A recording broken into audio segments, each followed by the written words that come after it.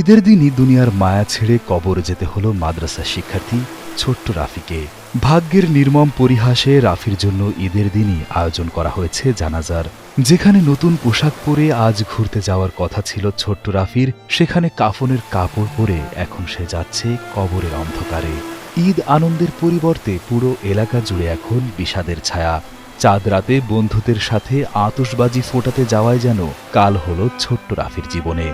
আজকের ঈদের দিন মানুষের খুব আনন্দ ফুর্তি দিন, কিন্তু এমন একটা দিন মানুষের আল্লাহ পাক রব্বুল আলামিন মানুষকে কেউ কাঁদায়, কাউকে হাসায়। ছেলেপেলে একটা আনন্দ ফুর্তি করতে মানে এই বোম, ছোটোগুলোকে বোম বাস্ট করে ওইগুলো নিয়ে খেলাধুলা করছে। তাই এটা প্রায় বাস্টই মানে ওইটা মানে ভিতর দিকে ধরছে। ৮ বছর বয়সী শিশু রাফি গত ৩০ মার্চ সন্ধ্যার পর বন্ধুদের সঙ্গে আতশবাজি ফোটাতে যায়। প্রত্যক্ষদর্শী কয়েকজন জানান, রাফি বাড়ির পাশে আতশবাজি ফোটালে আতশবাজির অংশবিশেষ রাফির গলা ভেদ করে শ্বাসনালীতে প্রবেশ করে। এতে রাফির গলা থেকে প্রচণ্ড রক্তক্ষরণ শুরু হয় এবং সে অচেতন হয়ে পড়ে। এটা হয়েছিল মাগরিবের আয়োজনের পরে মাঝামাঝি। ওই সময় ওরা বাচ্চারা আতশবাজি ফুটানোর জন্য কিনছে দোকান থেকে, আমরা জানি না কোথা থেকে কিনছে, কিন্তু ওই সময় আঘাত হয়েছে। স্বজনেরা তাৎক্ষণিক রাফিকে উদ্ধার করে পটুয়াখালী মেডিকেল কলেজ হাসপাতালে নিয়ে গেলে চিকিৎসক তাকে মৃত ঘোষণা করেন।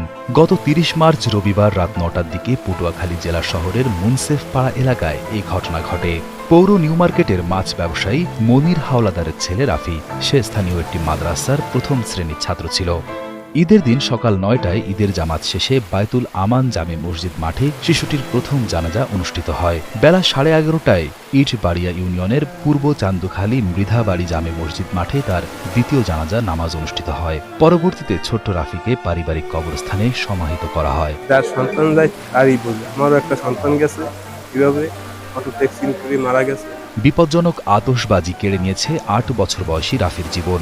এমন দুর্ঘটনা রোধে জনসচেতনতা বৃদ্ধির পাশাপাশি কঠোর আইন প্রয়োগেরও প্রয়োজন বলে মনে করেন স্থানীয়রা। এছাড়া আতশবাজি বিক্রি ও উৎপাদন বন্ধের দাবিও করেছেন তারা। এটা আমাদের বন্ধ করা উচিত। আমাদের ঈদ মাটি হয়ে গেছে, আমরা সবাই কান্নাকাটি করতেছে, অনেক খুবই খারাপ লাগতেছে সবাই, কিন্তু এটা আমাদের প্রত্যেকটা জেলা থেকে প্রত্যেকটা বিভাগ থেকে এটা বন্ধ করা উচিত। পরিবার অগোচর এগুলা আর কি গোপনে কিনে আনে, পোলাপাইনে ফুটায়, পরে এগুলো একটা অ্যাক্সিডেন্টে পরিণত হয়। এগুলো আর কি বিক্রির চেয়ে আর কি উৎপাদনটা বন্ধ করা উচিত।